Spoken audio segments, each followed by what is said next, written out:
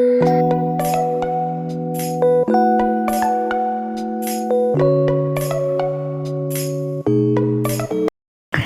అడిగి పొందుకోవాలి.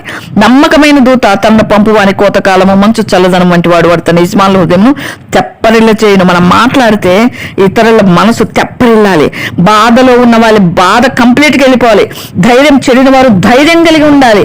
అటువంటి మాటలు మనం మాట్లాడాలి. సామెతలు 25లో ఇదే అధ్యాయం 23లో ఉంటుంది. దప్పికొండ మనకి చల్లని నీరు ఎట్లుండునో దూరదేశం నుంచి సమాచారం అట్లుండును. దూరదేశం నుంచి ఒకరు చెప్తారు. ఎక్కడో ఉంటే కొంతమంది పిల్లల్ని బయట కంట్రీస్ పంపిస్తారు కదా, అదే మీ అమ్మాయి వస్తుంది, మీ అబ్బాయి వస్తున్నాడు బయట అవుట్ ఆఫ్ స్టేషన్ నుంచి అనగానే మనం ఏమవుతాం, అన్ని సిద్ధపరచుకుంటాం. ఎంత సంతోషం అయిపోతాం కదా. చాలా రోజులైంది నా పిల్లల్ని చూడక, చాలా రోజులైందని మనం ఎదురు చల్లటి అట్లా సమాచారం లాగా ఉంటాం. కొంతమంది చేస్తారు దూరం నుంచి మేలు పొంది దూరం నుంచి చేస్తూ ఉంటారు. కలవరపరిచే మాటలు, అసమాధానం కలిగించే మాటలు, బాధించే మాటలు, అవి దుష్టుని నుంచి వచ్చినవి. ఇతరులు నీ మాటల నుంచి బాధపడుతున్నారా అంటే అది దేవుని మాటలు కానే కాదు, అవి దుష్టుని నుంచి వచ్చిన మాటలు. ఇతరులు నీకు సమాధానం కలిగించే మాట నీ నోట ఉందా, సంతోషం ఇచ్చే మాట నీ నోట ఉందా, అది దేవుడిచ్చిన వాక్ అని అప్పుడే గుర్తుపట్టేసేయాలి. ఇంకంతే. అంతకుమించి మనం దేవుని వాక్కు, దేవుని మనసు ఏది అని మనం ఎక్కడ పోయి వెతకాల్సిన అవసరం లేదు. ఇతరులకి మనం ఏదైతే మాట్లాడినప్పుడు వాళ్ళకు ఊరట కలిగిస్తుంటాయో అది దేవుడిచ్చిన వాక్కు. ఇతరులు చివుక్కుమనే మాట మాట్లాడితే అది సాతాను నుంచి వచ్చిన వాక్కు. బాధ పెట్టేవాడు వాడు సాతానుడు. వాడు మనల్ని వాడుకుంటాడు. ఇద్దరు మనల్ని వాడుకోవాలని ఆశపడుతుంటారు. ఒకవైపు ప్రభు చూస్తూ ఉంటాడు, నా బిడ్డ నేను వాడుకోవాలి. ఒక సాతాను అనుకుంటాడు, నా సాధనంగా చేసుకోవాలి. మన టాలెంట్స్ని అక్కడ కూడా అదే చెప్పాను, మనకి టాలెంట్స్ ఇస్తే ఇద్దరు కాచుకొని ఉంటారు. ఒకటి తండ్రి, మనం రక్షించిన మన దేవుడు, మనం పుట్టించిన దేవుడు, నా బిడ్డకి నేను వరాలు ఇచ్చి వాడుకోవాలనుకుంటే సాతాను అనుకుంటా, భలే వరాలని, భలే మాటకారి, ఈ మాటకారితనాన్ని నేను వాడుకుంటా ఇతన్ని బాధ పెట్టడానికి. భలే ధైర్యవంతురాలు, ఈ ధైర్యాన్ని నేను వాడుకుంటాను. సాతానుడు పోటీ పడుతుంటాడు. అంటే ఏమైనా చేయటానికి, కొంతమంది ఏమైనా చేయటానికి వెనుకారు. ఎవరు ఏమనుకున్నా పర్వాలేదు, అది చేసుకుంటూ వెళ్ళిపోతుంటారు. చివరికి ఏమైపోతారు, అంత ఫ్లాప్ అయిపోతుంది, అంత అవమానమే. దేవుడు అనుకుంటాడు, నా బిడ్డ నేను వాడుకుంటా, నా బిడ్డ ధైర్యం నా కొరకే, నా బిడ్డకి ఇచ్చిన నోరు నా కొరకే. అది ప్రభువు హెచ్చించాడు. మనం ప్రభువుని గెలిపించాలి, ప్రభువుకి నమ్మకంగా ఉండాలి. కపట మనస్సుతో దానం ఇచ్చి డంబము చేయవాడు వర్షం లేని మబ్బును గాలిని పోలి ఉన్నాడు. మనసులో ఒకటి పైకి ఒకటి పెట్టుకొని ఇవ్వకూడదు. లాభముతో కొంతమంది అవసరమైతే మంచిగా మాట్లాడతారు, అవసరం లేకపోతే అసలు ఇంకా మాటలే ఉండవు. అది కపట మనస్సు. కపట మనస్సు అంటే అది కపటమైన మనస్సుతో ఉండేవాడిది ప్రభు ఇష్టపడరు. అందుకే 2 పేతురు 2:18 ఉంటుంది, వీరు వ్యర్థమైన డమ్మపు మాటలు పలుకుచు తామే శరీర సంబంధమైన దురాశలు గలవారే తప్పు మార్గంలో నడుచుకున్న వారిలో నుండి అప్పుడే తప్పించుకున్న వారిని పోకిరి చేష్టల చేత మరలు కొలుపుచున్నారు. తమ భ్రష్టత్వమునకు దాసులై ఇండియు అట్టి వారికి స్వాతంత్రం ఇత్తుమని చెప్పుదురు. ఒకడు దీని వలన జయింపబడకపోవటమే దానికి దాసుడు కదా. దేనైతే జయించలేరో అది దాసుడైపోతారు. దేవునికి మనం దాసులం, దేవుని పిల్లలం మనం. వ్యర్థమైన మాటలు, డంబపు మాటలు. చాలా మంది అంటారు, నేనెక్కడ వాళ్ళెక్కడ, అలా మాట్లాడేవాళ్ళు దేవుడు ఏమంటాడంటే, నువ్వెక్కడంటే నువ్వు పాతాళానికి దగ్గరగా ఉన్నావు, వాళ్ళెక్కడ అంటే వాళ్ళకి దేవునికి దగ్గరగా ఉన్నారు. డంబపు మాటలు పలికే వాళ్ళు పాతాళానికి దగ్గరగా ఉంటారు. చాలా మాటలు అంటుంటారు, నేనెక్కడ వాళ్ళెక్కడ, వాళ్ళకి నాకేం పొత్తు, వాళ్ళకి నాకేం సహవాసం, వాళ్ళతో నాకేం పని. అది డంబపు మాటలు పలికే వాళ్ళు సాతానుకు దగ్గరగా ఉన్నాడు, పాతాళానికి దగ్గరగా. అది దేవుడిచ్చే జవాబు. నేనెక్కడా అంటున్నావు కదా, నువ్వు పాతాళానికి దగ్గరగా ఉన్నావు. వాళ్ళెక్కడా అంటున్నావు కదా, వాళ్ళు దేవునికి దగ్గరగా ఉన్నారు. దేవుడు మన విషయమై మనం తగ్గించుకుంటే అటువంటి జవాబు దేవుడిచ్చుకుంటాడు. మనం చూస్తే దీర్ఘశాంతం చేత న్యాయాధిపతిని ఒప్పించవచ్చును, సాత్వికమైన నాలుక ఎముకలను నలగగొట్టును. సాత్వికంగా మనం మాట్లాడినప్పుడు, చాలాసార్లు మనకు బాధేసినప్పుడు మన శరీరం ఊరుకోదు కదా, బలహీనం మనస్సు కలిగి బాధ హృదయంలో ఎంత వేదన ఉన్నప్పుడు గబగబా మాట్లాడేస్తాం. ప్రభు దగ్గరికి వెళ్ళి మనం పశ్చాత్తాపడకపోతే దుష్టుడు చోటు చేసుకుంటాడు. వెంటనే పశ్చాత్తాపడాలి. సాతానికి కొంచెం కూడా గ్యాప్ ఇవ్వకూడదు. ప్రభా, బలహీనరాల్ని, అలసిపోయిన శరీరంతో ఉన్నా, అలసిపోయిన మనసు, నా మనసు అంతా అలసిపోయింది, బలహీనమైన పరిస్థితులు, చుట్టూ కష్టములు, నష్టములు, దాంతో నేను కొంత మాట్లాడాల్సి వచ్చింది, ఆయాసపడాల్సి వచ్చింది, నన్ను క్షమించు అనాలి. లేదంటే సాతానుడు చుట్టూ చేరుకుంటాడు. దీర్ఘశాంతం నాకు ఇవ్వు ప్రభువా, సాత్వికమైన నాలుక నాకు ఇవ్వు ప్రభువా. సాత్వికమైన నాలుకతో ప్రేమతో అన్ని జయించొచ్చంట. దేవుడు మనకు మాదిరి చూపిపోయినాడు, ప్రేమతో సమస్తాన్ని జయించినాడు. ఆయన ఎక్కడ ఎదురు చెప్పలేదు, ఆయన జవాబు కూడా చెప్పలేదు. పిలాతు అడుగుతున్నాడు, చెప్పు, నేను నిన్ను విడిపిస్తా, సిలువ నుంచి తప్పిస్తా, పలుకు అంటే వారు చెప్పేది పలకమంటే, దేవుడు పైనుంచి అధికారం ఇస్తే కానీ నీకు అధికారం రాదంటాడు దేవుడు. కాబట్టి దేవుడు మౌనంగా ఉన్నాడు. సిలువలు ఎక్కేటప్పుడు అన్ని విషయాలకు జవాబు చెప్పలేదు. నువ్వు దేవుని కుమారుడు, యూదుల రాజువా అంటే, అవును నీవు అన్నట్టే అన్నాడు. ఎస్, నేను యూదుల రాజుని అనలేదు దేవుడు. చక్కటి మాట మాట్లాడతాడంటే ఏసై మాటలు చూసి నేర్చుకోవచ్చు ఎలా మాట్లాడాలా అనే సమయోచితమైన మాట. అక్కడ డమ్మం రాలేదు. అవును నేను యూదుల రాజుని, కానీ వీళ్ళు ఒప్పుకోవట్లేదు అనలేదు. నువ్వు అన్నట్టే. అంత గొప్ప దేవుడు. అట్లా మనము వేడుకోవాలి ప్రభు దగ్గర. తేనె కనుగొంటివా, తగినంత మట్టుకే త్రాగం, అధికముగా త్రాగినట్టుగా కక్కివేయుదువేమో. ఏదైనా కూడా మితంగా ఉండటం మంచిది. సహవాసములో ఎంతవరకు ప్రభు ఇస్తాడో అంతలోనే, స్నేహంలో ఎంతవరకు స్నేహం చేయాలో అంతవరకే, మాటల్లో ఎంతవరకు మాట్లాడాలో అంతవరకే, తిండిలో ఎంత తినాలో అంతే తినాలి. మనం తినేదానికంటే కళ్ళు ఆశపడుతుందంటే కడుపు వద్దంటే సామెత ఉంది. చాలా మంది చూసి మొత్తం తినేయాలంటారు, ఒబిసిటీ వచ్చేస్తుంది. ప్రతిదీ మితమే. తేనె మితంగా, తేనె తాగితే మితంగా. తేనెలో ఎంత బలం ఉందంటే, స్వచ్ఛమైన తేనె దొరికితే రోజుకు ఒక స్పూన్ తినొచ్చు అనిపిస్తుంది. ఎందుకంటే యోనాతాన్ తాగినాడు యుద్ధాన్ని పోయేటప్పుడు కొంచెం తేనె, కళ్ళు అసలు శక్తి వచ్చేసిందంట. అసలు తిండి తినలేదు, అది బుద్ధిహీనత. సౌలు యుద్ధాన్ని పోయేటప్పుడు తింటేమన్నా తినకుండా ఉంటారా? యుద్ధాన్ని పోయేటప్పుడు అందరిని ఉపవాసం ఉండమంటున్నారు. సౌలు బుద్ధిహీనత చోటు చేసుకుంది. సాతానుడు జ్వరబడితే అన్ని బుద్ధిహీనమైన పనులే. దేవుడు కాపాడుకున్నాడు యోనాతాన్ని. ఆ సమయంలో ఎవరైనా తింటే వాళ్ళకి మరణ శిక్ష అన్నాడు, ప్రజలే వద్దన్నారు. లేదు, యోనాతాన్ మా పక్షం యుద్ధం చేస్తాడు అని ఆయన కాపాడుకున్నాడు. ప్రతిది కూడా అందుకే ఈ వాక్యంలోటుగా ప్రతిది మితముగా ఉండాలి. మాటికి పొరుగు ఇంటికి వెళ్ళకము, అది కూడా మితంగానే ఉండాలి. అవసరాన్ని బట్టే వెళ్ళాలి. మాటికి వెళ్తే వాళ్ళు విసిగిపోతారు, వాళ్ళు విసిగిచ్చిన వాళ్ళు అవుతారు. అందుకే అన్నిట్లో మితం. సమ్మిటయు ఖడ్గమును వాడిగలంబును పోలిన వాడంట. ఎవరు తన పొరుగు వాని మీద కూట సాక్ష్యం పలుకువాడు. ఆ విధంగా ఉండాలి. మాటికి ఇంటికి పోతే ద్వేషిస్తారు వాళ్ళు. అతన్ని వలన విసుగుని ద్వేషించనేమో, కూట సాక్ష్యం పలికితే అమ్ములపోదు. ఈ విధంగా మనం జాగ్రత్త కలిగి ఉండడానికి సామెతలు 15:1 మృదువైన మాట కోపమును చల్లార్చును, నొప్పించు మాట కోపమును రేపును. మృదువైన మాటలు మనం మాట్లాడుతున్నా ఆదరించాల. యెషయా 7:15 కీడును విసర్జించుటకును మేలును కోరుకుంటును. అతనికి తెలివి వచ్చినప్పుడు అతడు పెరుగు తేనెను తినను.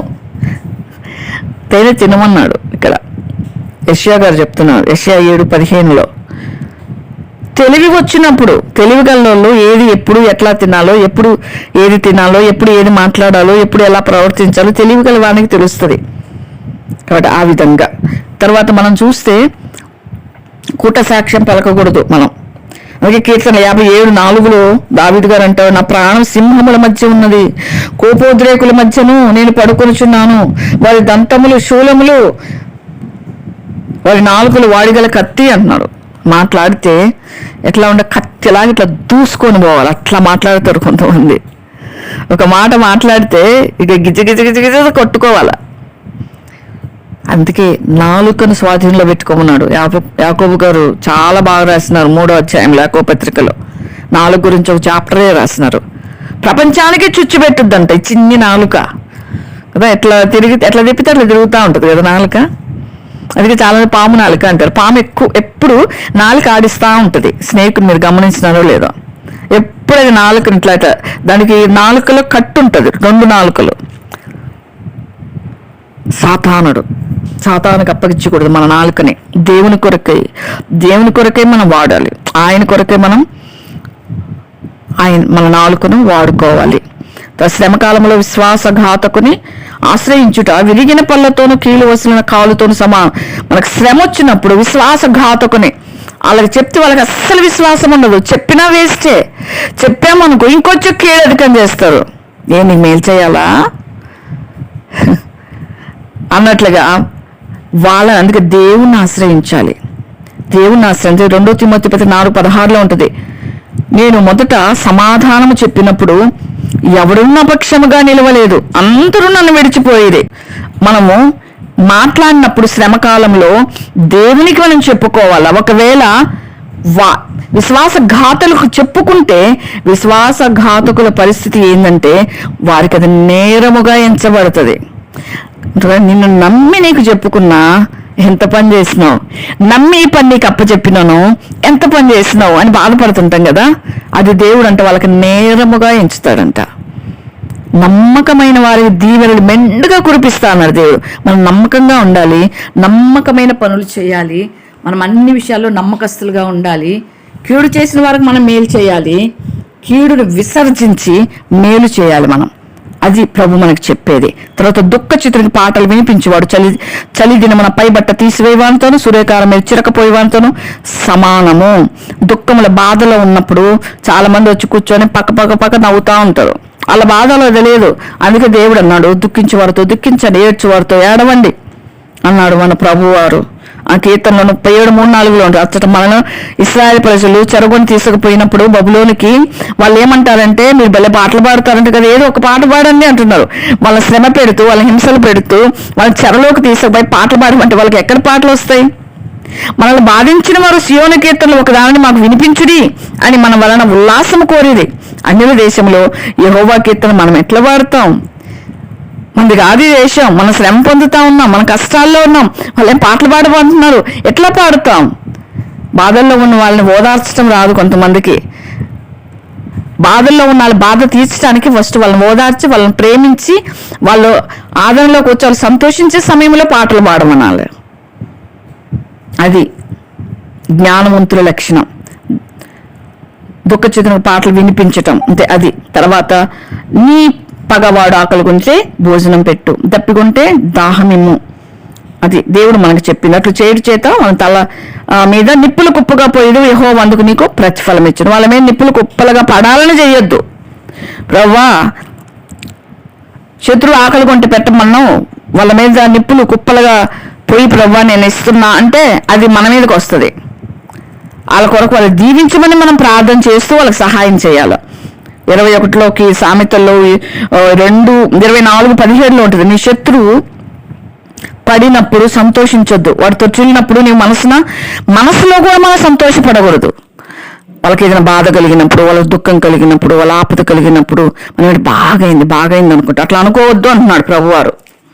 కాబట్టి మనం దేవుని బట్టి సంతోషించాలి. ఈ విధంగా మనము ప్రభు కొరకై జీవించే వారంగా మనం ఉండాలి. తర్వాత చూస్తే శత్రువు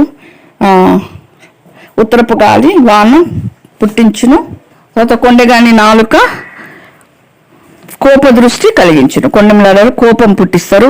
తర్వాత గయ్యాలతో పెద్ద ఇంట ఉండుట కంటే మిద్దె మీద ఒక మూలన నివసించటం మేలు. చాలా మంది గయ్యాలి ఉంటారు కదా, గయ్యాలితో అని ఉంటుంది. నిజంగా స్త్రీ ఇంట్లో సంతోషంగా ఉంటే అంత హ్యాపీగా ఉంటుంది.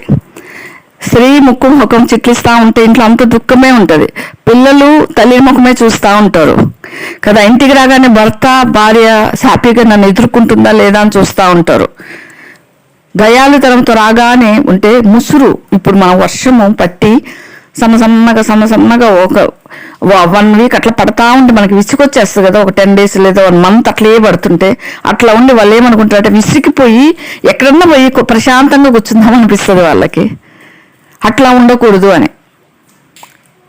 చాలా మంది ఏం చేస్తారంటే, అంటే ఎవరు వాళ్ళ మనసు ఎందుకు కనుక్కోరు, వీళ్ళకి ఇష్టమైనట్టు చేసేసుకుంటూ వెళ్ళిపోతుంటారు. అసలు వాళ్ళ మనసు ఏంది, వాళ్ళ ఆలోచన ఏంది, ఇది చేసి వాళ్ళు సంతోషపడతారా లేదా, ఇలా ఉంటే వాళ్ళు ఆనందపడతారా లేదా, అది ఏం చూడరు. వాళ్ళకి ఇష్టమైనట్టు చేసుకొని వాళ్ళు సంతోషపరుచుకుంటా ఉంటారు. అది బుద్ధిహీనత. వాళ్ళు సంతోషపరుచుకుంటూ ఆహా నేను హ్యాపీగా ఉన్నా, నేను సంతోషంగా ఉన్నా, అంతే చాలు అనుకుంటారు. దుఃఖముతో చేస్తే అది మంచిది కాదు. గయ్యాలితనం ఇంట్లో ఉంటే అది మంచిది కాదు. ఇది చాలా మందిని చూసిన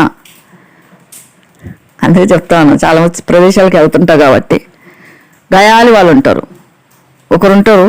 కొంతమంది డబ్బు కోసమే తన భర్తను పీడిస్తూ ఉంటారు. డబ్బు కావాలా, షాపింగ్, లిప్స్టిక్స్, అవి ఇవి ఎన్ని నాకు కావాలి. భర్త తిన్నాడా లేదా, ఉన్నాడా లేదా, భర్త చేతులు డబ్బులు ఉన్నాయా లేదు, ఇంకేం పట్టవు. అనవసరమైనవి అడుగుతూ ఉంటారు, అనవసరమైనవి. ఇక్కడే అంటే ఎందుకు చేసుకున్నానా ఈమెని అన్నట్టుగా చేసుకుంటారు కొంతమంది. అలా ఉండకూడదు. ప్రభు అదే అన్నాడు, మనల్ని బట్టి ఇతరులు సంతోషిస్తే అది మన శరీరానికి ఆరోగ్యం ఇస్తుంది. ఇతరులు మనల్ని చూసి మనల్ని బట్టి ఆనందపడతా ఉంటే అది మన దేహానికి సత్తువనిస్తుంది. మనం వేరే చేయాల్సిన అవసరం లేదు. ఇతరులను బాధ పెట్టకూడదు, మనం ఇంటి వారిని బాధ పెట్టకూడదు. సఖ్యతగా మనం ఇంట్లో ఉండాలి. భార్యాభర్త సఖ్యతగా ఉండాలి. ఏక మనస్సు, ఏక ఆత్మ, శిరస్సు నుంచి వచ్చే ఆలోచనలు ఏంటి అని మనం గమనించేవారుగా ఉండాలి. స్త్రీలుగా సంతోషముతో చెయ్యాలి, దుఃఖపడతా కాదు.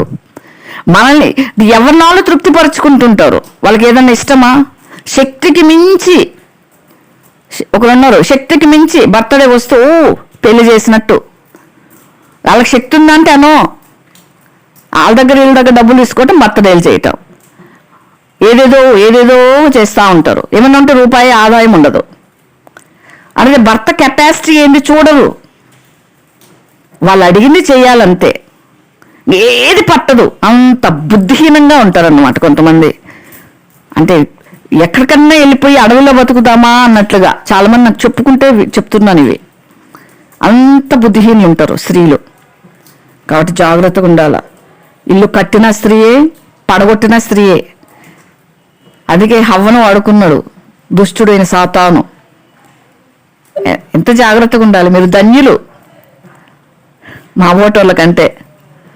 ఆదాం కొద్దిసేపు లేకపోతే చూసి సర్పం వచ్చి ఎంత మోసం చేసింది అసలు. ఇంకా స్త్రీనే, మంచి చేయాలన్న స్త్రీయే, కీడు చేయాలన్న స్త్రీయే, అది వాడికి తెలుసు. వాడు స్త్రీ నాడి పట్టేసినాడు. స్త్రీ చెప్తేనే ఆదాము తినేసినాడు. అందుకే జ్ఞానవంతురాలు ఇల్లు కట్టును అన్నాడు సొలొమోను గారు కూడా అనుభవాల్లో నుంచి. ఇల్లు కట్టేది స్త్రీ. బుద్ధి విషయంలో స్త్రీకి దేవుడు బుద్ధి బలం ఇచ్చినాడు, శరీర విషయంలో కాదు. బరువులు పురుషుడు మోసినంత స్త్రీలు మోయలేరు. ఎందుకంటే శరీరం బలహీనం. ఇది ఈ శరీరంలో పిల్లల్ని కనాలి, ఇంకా మంత్లీ వచ్చే అవి అన్ని కూడా బలహీనం. ఇది బలహీన ఘట్టం. వాళ్ళు మోసినంత బరువులు మనం మోయలేం. ఎందుకంటే ఆదాములో ఉన్న ఒక ఎముక మాత్రమే మనలోకి వచ్చింది. అంటే ఆదాము పక్కలో ఉన్న ఒక ఎముక అంత బలం మనం అనుకుంటే నేను అన్ని చేయగలను. కొంతమంది అన్ని నెత్తి మీద వేసుకుంటారు, అన్ని నేనే చేస్తా, అంతా నేనే నడిపిస్తా, అంతటిదే, అంత ఫెయిల్ అయిపోతారు అక్కడ. అంత బలహీనులం మనం. దేవుడు ఏం చేసినాడంటే ఈ బలహీనరాలు తన భర్తను బలహీనపరచకుండా బుద్ధి జ్ఞానం ఇచ్చినాడు. బుద్ధి, వివేకం, జ్ఞానం. జ్ఞానవంతురాలు తన ఇల్లు కట్టును.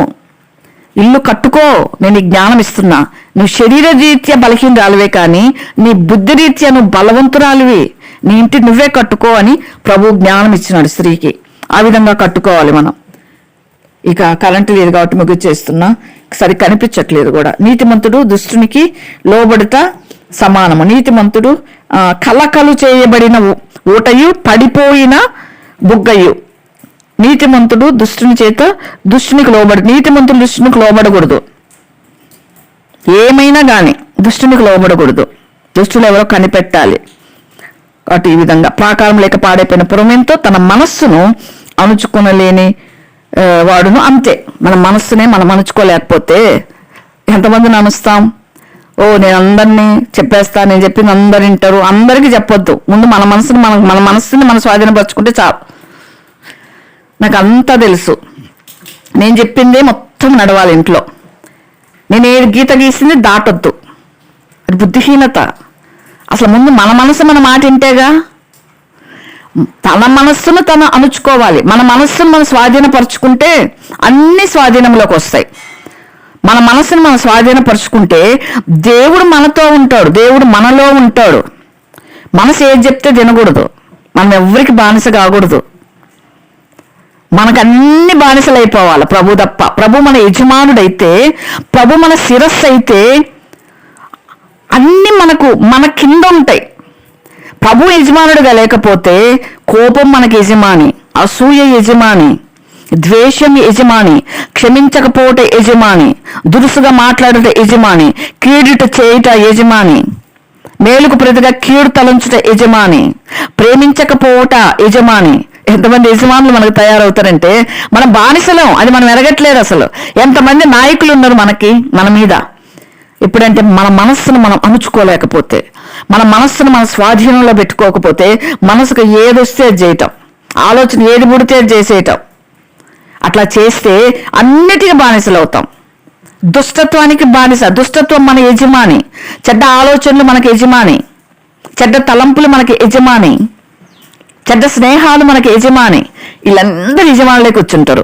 మన మనసు మనం ఆధీనంలో పెట్టుకుంటూ, ప్రభువా నా మనసును ఆధీనంలో ఉంచు, నాకు సహాయం చేయి, నా మనసు చెప్పినట్టు నేను వినను, నీవు చెప్పినట్టు నేను చేస్తా, నీ మనసు ఎరిగేటట్లు చేయి, నీలాగా జీవించేటట్లు చేయి, నీ ఆలోచన నాకు పుట్టించు, నీలాగా నేను నడవాలి.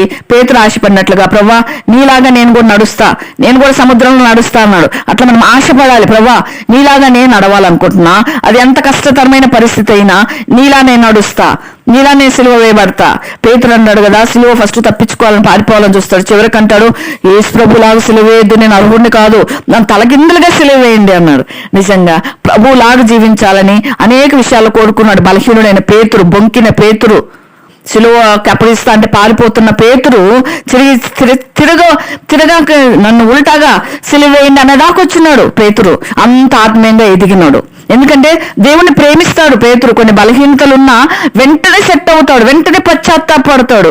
నిజంగా పేతురు పశ్చాత్తాపము నిజంగా చాలా గొప్పది. అందుకే శిష్యులందరిలో నాకు పేతురు క్యారెక్టర్ అంటే చాలా ఇష్టం నాకు. అంటే పేతురు పశ్చాత్తాపడతాడు, వెంటనే పశ్చాత్తాపడతాడు. 3 సార్లు కుక్కరు కానీ ప్రభు అటువైపు పోతూ నవ్వినాడు పేతురుని చూసినావా, నాకు తెలుసు ముందే, నేను అందుకే ముందే చెప్పినాను పేతురు, దేవునికి ముందే తెలుసు మన భవిష్యత్తు అంతా తెలుసు. ప్రభు అందరూ పారిపోయి నేను పారిపోను అంటాడు పేతురు. అంటాడు పేతురు నువ్వు బాగా మాట్లాడుతావు, బాగా తొందరపడి మాట్లాడుతావు, త్వరగా జవాబిస్తాడు పేతురు. ప్రభు అట్లా అనుకోని 3 సార్లు అంటావు కోడి కోయికి మునుపు నేను ఎరుగను అని.